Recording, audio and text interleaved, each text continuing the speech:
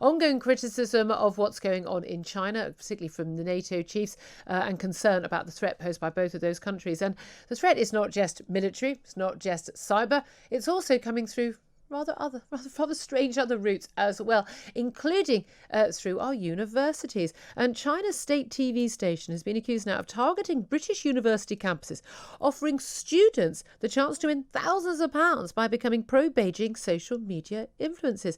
CGTN had its broadcasting licence revoked and was taken off air in Britain in February after an investigation by Ofcom, the media regulator. They found it was editorially controlled by the Chinese Communist Party. They have since launched a media challengers campaign to recruit internet influencers and vloggers globally to promote China and counter Western narratives that they say damage their image. And the successful applicants can win up to $10,000 and even get jobs at the station. Well, let's talk about this with Tim Lawton MP. He's a former minister.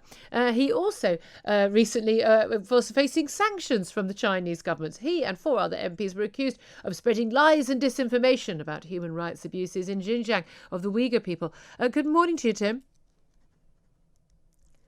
Morning, Julia. Good morning to you. Thank you so much for joining us. Of course, I know that you wear that accusation from China and those sanctions as a badge of honour, and quite rightly. And the Prime Minister invited you and those other MPs into the Rose Garden at number 10 to make it clear that he thought it was a badge of honour as well. The all-pervasive influence of China on social media, in our universities, academics, and students, in our electronics, Huawei, in our telecommunications, in our nuclear power stations, in every aspect of our life. The tentacles are stretching further and further into our lives, aren't they? You're absolutely right, and you've described in those terms of tentacles. The Chinese government, the Chinese Communist Party, has been exceedingly clever over many years in buying influence in boardrooms, in governments, in schools, but also in university campuses. And I'm not at all surprised by this latest revelation. We've already seen signs of it, and we've got in this country, there's something like over 120,000 Chinese students. They represent over a third of all non-EU students in the UK. So it's a very large population. Yeah. And we've already seen them use their force to vote down debates at universities when universities have tried to condemn genocide going on against the Uyghurs, for example, which we've now done in Parliament. And there's been a block vote of Chinese students voting against it, put up to it by the Chinese government, and often it's the Chinese government paying their fees to come to UK universities. So it stinks. Yeah, we've seen academics even saying that we shouldn't be, criticising what's going on with the Uyghur people. I mean, we're talking about, forced sterilisation, million plus people in effectively labour camps, forced labour. Some people, I think quite rightly, are calling it genocide in terms of you're forcibly sterilising people because you're basically trying to wipe out these people.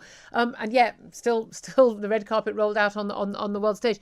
There's been a lot of concern, and that many politicians, that many people in our public life are in receipt of funds from China, not in a sort of, here's an envelope given to you in a hotel room.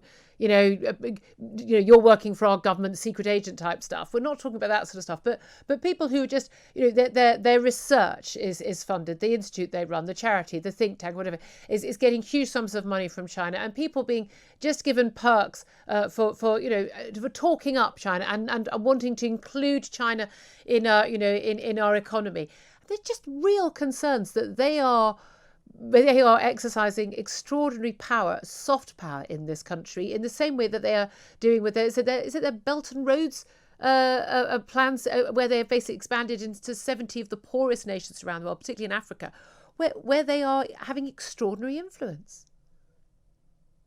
Well, around the world, they're pretty unsubtle at it. They are stuffing gold in the mouths of dictators in certain developing countries, building various infrastructure projects, and then raiding their natural resources and shipping off timber, gold, coal, and everything back to China, and effectively buying their votes in the UN, which is why we can never get anything through the UN, because of China's veto and a whole block of nations who are literally in hock to China, who are not going to do anything to upset that balance. Yeah. In the UK, they are very clever, as with other Western countries, and they're much more subtle. I mentioned just now, they buy influence in the rooms. Yeah. So they're paying £100,000 a pop to non-executive directorships for captains of industry on boards of companies like Huawei, so that they can try to give a respectable face to Huawei to get the 5G contract, which fortunately in Parliament we voted against, and that's now not happening. By the same token, they put a lot of money into research projects on UK campuses.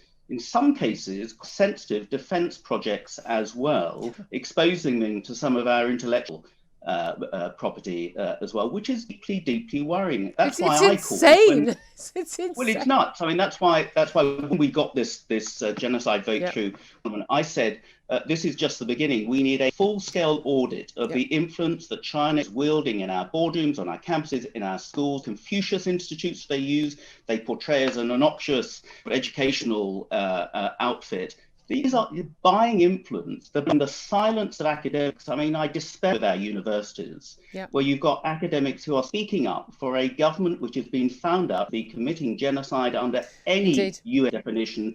I agree with you. Well, during the Cold War with Russia, they've since become known as the useful idiots, and that's what these people are. But they're being very well remunerated to be useful idiots. Tim Lawton, I really applaud you for speaking up on this, and quite happy to cheer you for being sanctioned by China. Badge of honour. Thank you so much for joining us.